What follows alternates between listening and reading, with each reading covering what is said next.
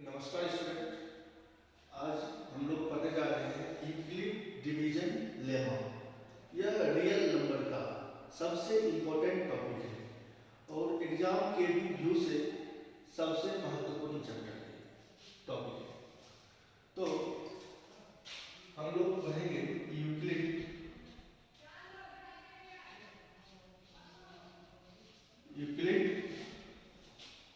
Division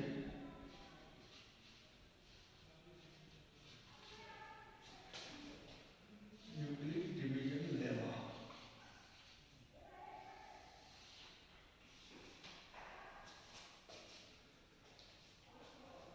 इसमें equation एक होता है a equal to B Q plus are.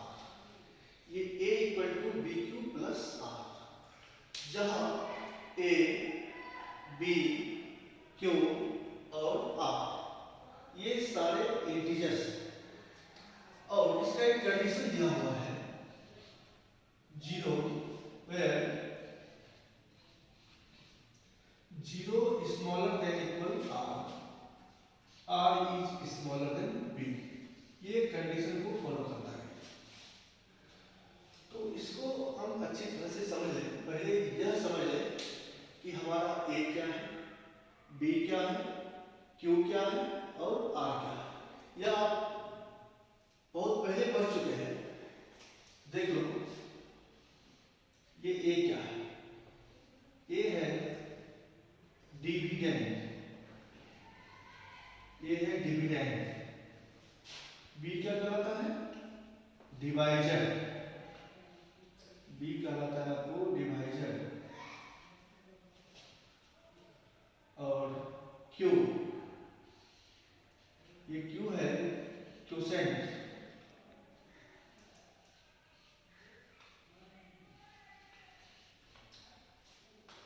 और ये r कहलाता है रिमाइंडर।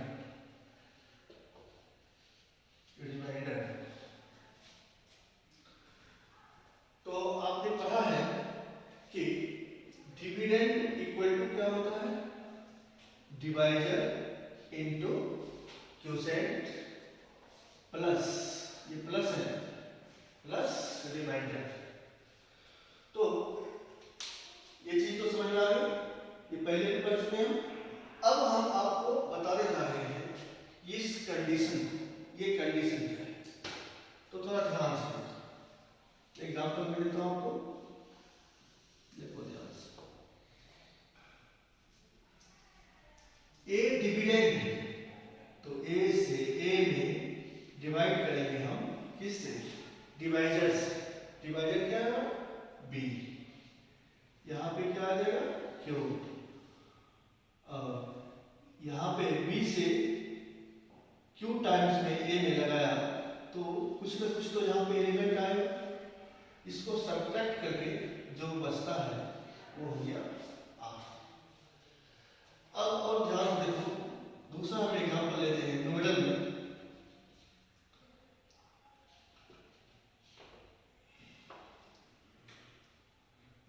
ले लो 9 ले लो और 58 ले लो।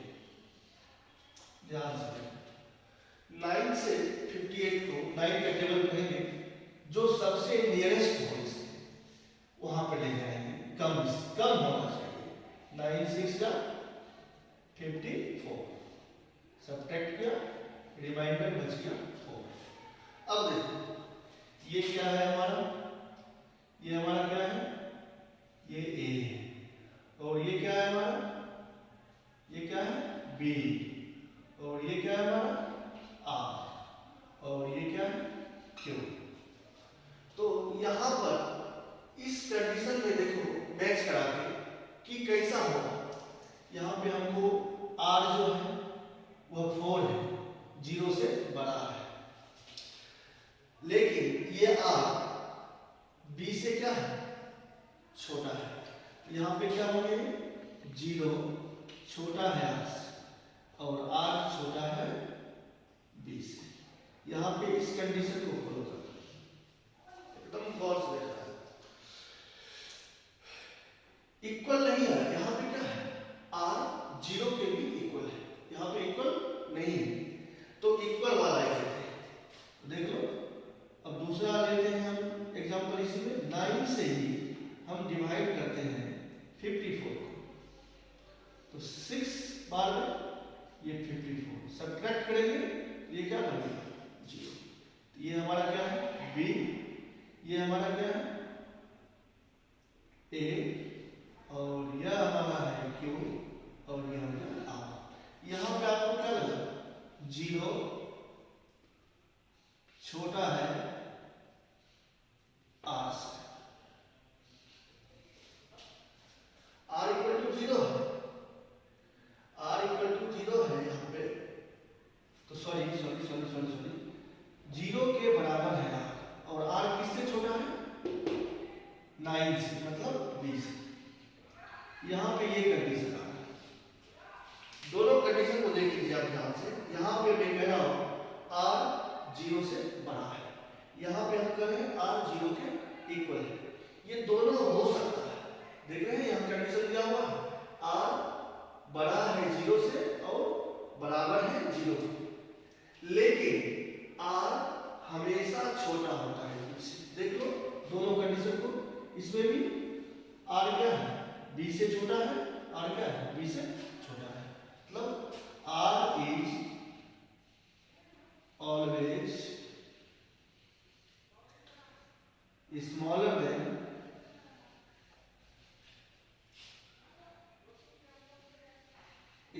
देन बी, आर हमेशा बी से छोटा होता है। बस इस कंडीशन को समझाना था, समझ गए आप इस कंडीशन को, आप इसको कॉपी कीजिए।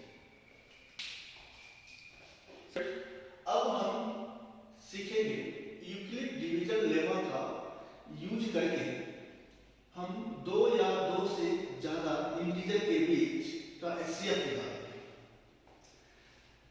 इस इक्वेशन का यूज करके हम एचसीएफ निकालेंगे, मतलब यूक्लिड डिवीजन लेमा का यूज करके हम एचसीएफ निकालेंगे। तो एक एग्जांपल मैं लेता हूं आपको, 7 एंड ले लो 54,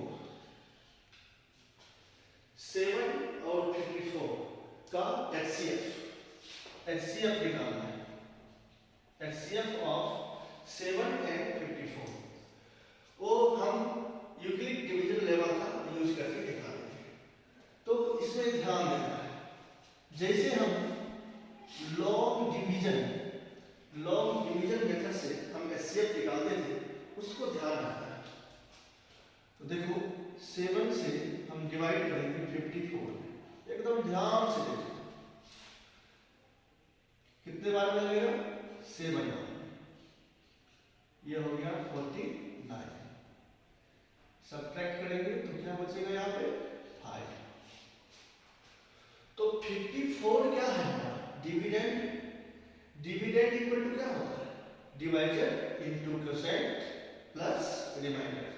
तो 54 को हम क्या लिख सकते हैं, तो स्टेप फर्स्ट, एकदम ध्यान से देख रहा, स्टेप फर्स्ट में क्या हो गया 54 equal to 7 into 7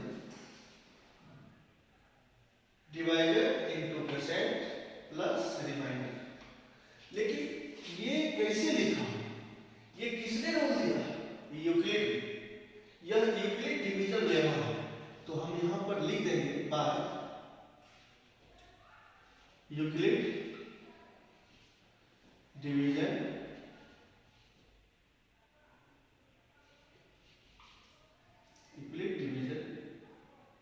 lemma, by Euclid division lemma. ये हो गया स्टेप फर्स्ट। अब हम लिखेंगे step second.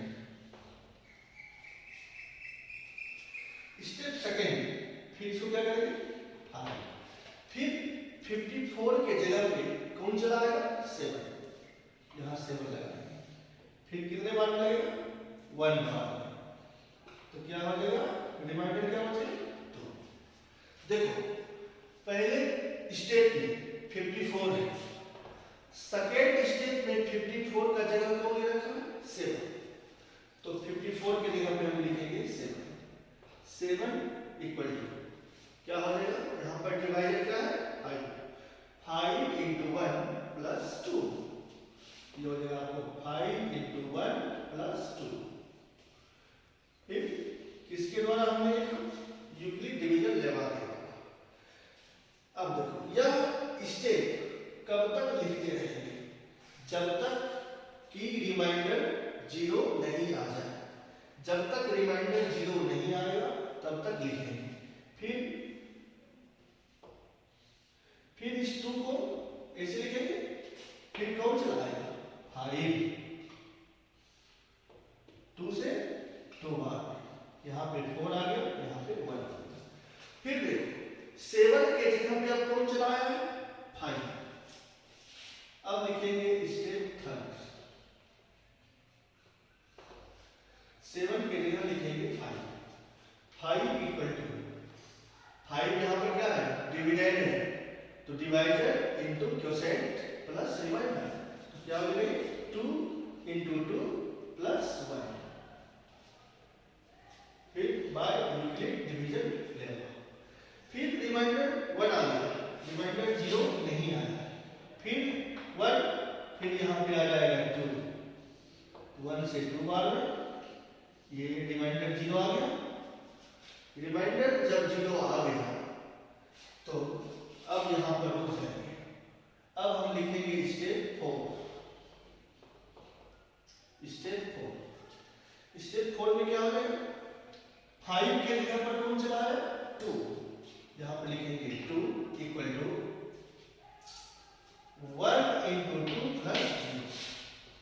1 into 2 plus 0। Remainder 0 आ गया। जब रिमाइंडर 0 होता है तो HCF डिवाइडर HCF कहलाता है। जब रिमाइंडर 0 होता है तो जो डिवाइजर होगा वही HCF होता है। तो हम यहां पर लिख सकते हैं, सो HCF ऑफ देख लो ध्यान से, डिवाइडर कौन है यहाँ पे? B। तो इस B का जगह यहाँ कौन ले रखा है? 1। तो HCF ऑफ 7 and 54 इज कितना आ गया? 1।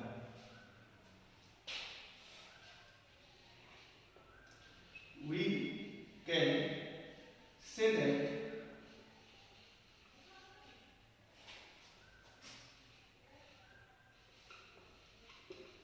remainder becomes 0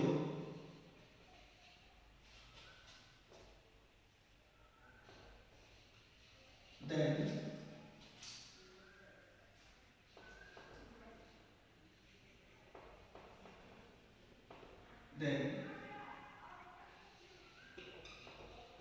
divisor equal to HCF of integers। हम कह सकते हैं कि जब रिमाइंडर 0 होता है तो डिवाइजर HCF के इक्वल होता है। तो इसको ठीक से कॉपी कर लीजिए आप। होमवर्क दे देता हूं मैं इस टॉपिक पर, ठीक है? आप इस क्वेश्चन को घर पर बना लेंगे।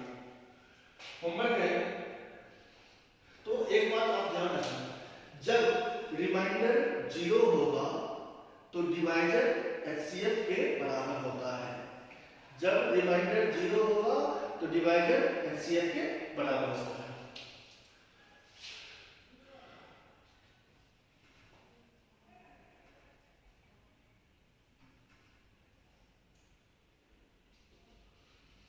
Find HCF of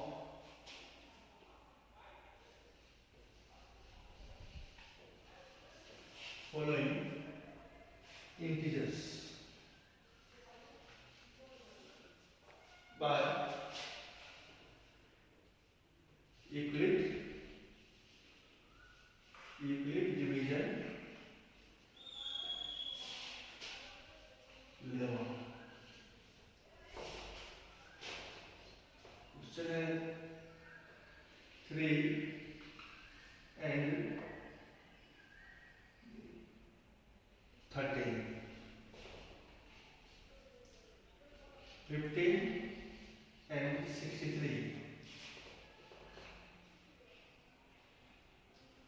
11 and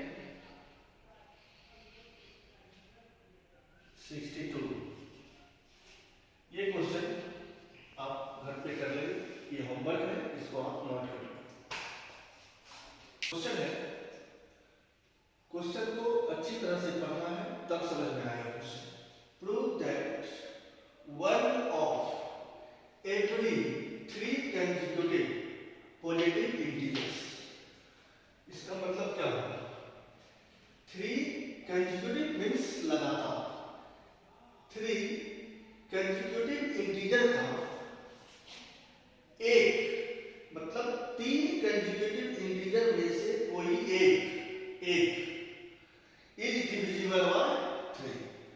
Question is prove that one of every 3 consecutive positive integers is divisible by 3।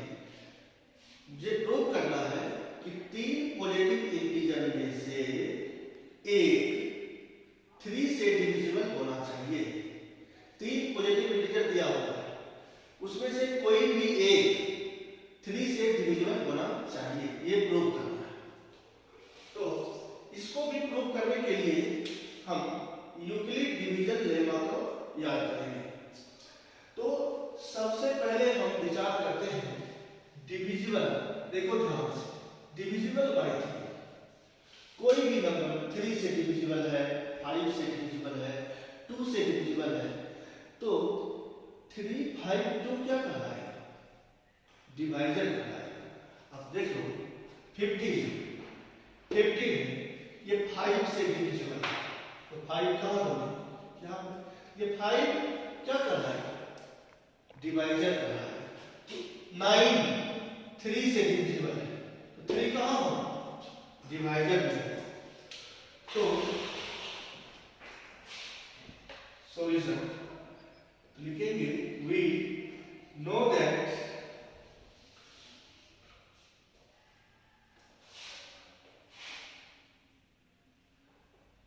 A equal to B Q plus are, ये होता है where नेचुरल बताया है, where 0 is smaller than equal to r और r is smaller than b। एकदम ध्यान से देखो, यहां पर b क्या कहलाता है? b क्या कहलाता है? डिवाइजर। तो कोई भी एक नंबर, एक इंटीजर 3 से डिविजिबल होना चाहिए, तो 3 क्या कहलाएगा? डिवाइजर। तो इस फार्मूले में डिवाइजर के जगह पर क्या चला आएगा? 3 चला आएगा। तो according to the question a equal to b के जगह पर क्या लगा देंगे? 3q plus r। एकदम ध्यान से देखो, अब यहां भी b के जगह पर क्या लगाएंगे? इंप्लाई यहां पर b के जगह पर क्या लगाएंगे? 0 smaller than equal r is smaller than 3। यहां भी b के जगह पर 3 लगा दिया, यहां भी b के जगह पर 3 लगा दिया। तो हमको जानना है a b q r। हमने बताया कि a b q r क्या है? ये सारे इंटीजर, और इंटीजर कभी फ्रैक्शन में नहीं होता है। तो r इक्वल टू क्या क्या हो जाएगा? लिखेंगे r इक्वल टू यहां पर क्या होगा? r 3 से छोटा है और 0 तक, मतलब डिवाइडर कभी नेगेटिव नहीं होता है, इसलिए 0 तक है। r इक्वल टू रहेगा 0 1। थोड़ा ध्यान से देखना, r इक्वल टू हमारा क्या है? 0 0 1 2। तो r का वैल्यू बारी बारी से यहाँ पर पुट करते जाएंगे। इस पर कंडीशन कुछ और होगा, इस पर कंडीशन कुछ और होगा और इस पर कंडीशन कुछ और होगा। यहाँ पर 3 कंडीशन पैदा होता है। तो हम लेते हैं case first. Case first r equal to 0। जब r इक्वल टू 0 यहां पर पुट कर दोगे, ये क्या बन जाएगा? 0 बन जाएगा। तो क्या बचेगा? 3q। तो यहां पर a इक्वल टू क्या हो गया? 3q।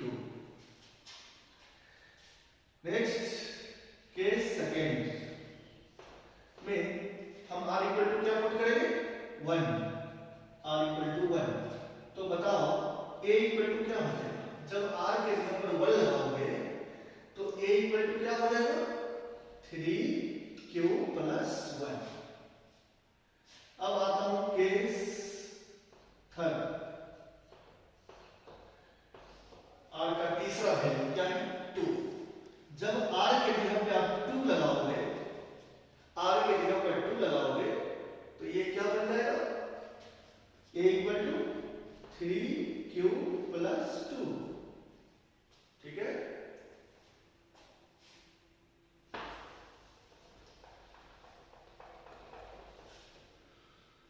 नंबर कितने हैं? अब क्वेश्चन में क्या करना है? Prove that one of every 3 consecutive.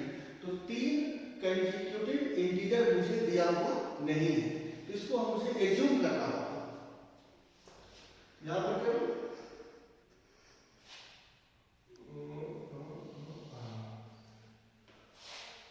ध्यान से देखना। लेट, ध्यान देना, late 3 consecutive integers be a plus 1, a plus 2। हमने 3 consecutive इंटीजर को लेट कर लिया, a plus 1, a plus 2। एकदम ध्यान से। तो पहला लिया a, 3 कॉलम बना देते हैं। 3 नंबर है तो 3 कॉलम बना देते हैं। फर्स्ट ले लिया a, सेकेंड हमने ले लिया a प्लस 1 और थर्ड ले लिया हमने a प्लस 2। 3 कॉलम बना। अब बताइए केस फर्स्ट को देखिए।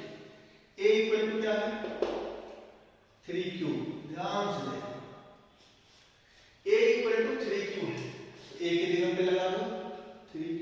नंबर क्या बन गया हमारा? 3q। a की जगह पे 3q लगाओ, यहाँ क्या बन जाएगा? ये 3q प्लस 1। फिर a की जगह पे 3q लगाओ, ये क्या हो जाएगा? 3q plus 2। तो इस a के वैल्यू से हमको तीनों इंटीजर मिल गया। क्वेश्चन क्या कर रहा है? 3 कंसेक्यूटिव इंटीजर में कोई एक 3 से डिविजिबल होना चाहिए। तो देख लो, ये नंबर 3 से डिविजिबल हो गया, बाकी 3 से डिविजिबल नहीं होगा। तो देखिए ध्यान से, केस सेकंड, a का वैल्यू क्या है? a का वैल्यू क्या है? 3q plus 1। यहां पर पुट कर दो 3q प्लस 1, a के जगह पे लगा दो। फिर a के जगह यहां क्या लगाएंगे? 3q प्लस 1 प्लस 1, ये बन जाएगा प्लस 2।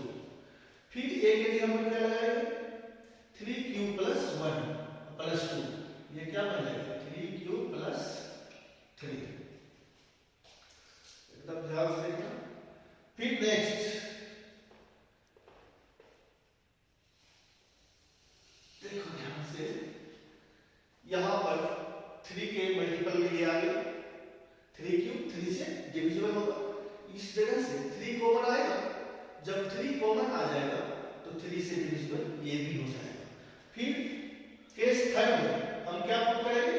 3q प्लस 2 पुट करो, ये हो जाएगा आपको 3q प्लस 2।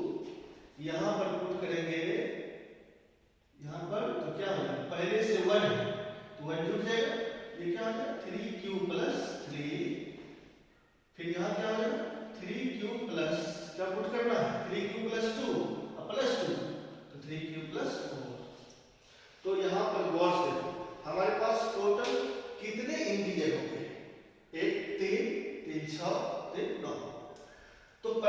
सेट में इस कॉलम को देखना, इसको और इसको, इस सब में कोई एक, इन तीनों में कोई एक 3 से डिविजिबल होना चाहिए। यहाँ पर 3 से डिविजिबल कौन कौन है? 3 क्यूब। यहाँ पर 3 से डिविजिबल कौन है? 3 क्यूब प्लस 3। और यहाँ पर 3 से डिविजिबल कौन है? 3 क्यूब प्लस 3। तो देख लो 3 से डिविजिबल प्रत्येक कॉलम में हमको मिल रहा है। यहाँ 3 नंबर का सेट, 3 इंटीजर का सेट, कोई एक 3 से डिविजिबल होना चाहिए। फिर यहाँ भी 3 इंटीजर है, कोई एक 3 से डिविजिबल है। फिर यहाँ भी 3 इंटीजर है, यहाँ भी 3 से डिविजिबल है। तो हम कह सकते हैं यहाँ पर hence one of every 3 consecutive integer is divisible by 3। ये प्रूव हो गया। यही हम लोग को प्रूव करना था। इसको आप अच्छी तरह से अपने कॉपी में उतारिए और आज इतना ही पढ़ाएंगे। और ध्यान रखना, आप सबसे पहले एनसीईआरटी बुक को बनाओ। एनसीईआरटी बुक छोड़कर दूसरा बुक टच मत करना। सबसे पहले एनसीईआरटी का सारा प्रॉब्लम आप सॉल्व करिए घर पर। अगर आपको एक भी क्वेश्चन में प्रॉब्लम हो, जिस क्वेश्चन में प्रॉब्लम हो, मुझे कमेंट कीजिए, ठीक? मैं फिर उस सब का सॉल्यूशन आपको दूंगा, ठीक? मेरी बात पर आपको ध्यान देना होगा। अगर आप अच्छी तरह से हमारी बात पर ध्यान देंगे तो आपको एग्जाम में अच्छे रिजल्ट आएंगे, ठीक? आप चैनल को भी सब्सक्राइब कीजिएगा ताकि अपने दोस्तों को भी चैनल को सब्सक्राइब करना है। चैनल सब्सक्राइब करिएगा तो कोई भी वीडियो मैं अपलोड करूंगा तो उसका नोटिफिकेशन आपको जाएगा। और सबको जितना भी वीडियो है भेज रहा हूं मैं, सबको अपने दोस्तों में शेयर करना है ताकि आपके दोस्त भी इसका लाभ उठा सके, ठीक है? Good bye.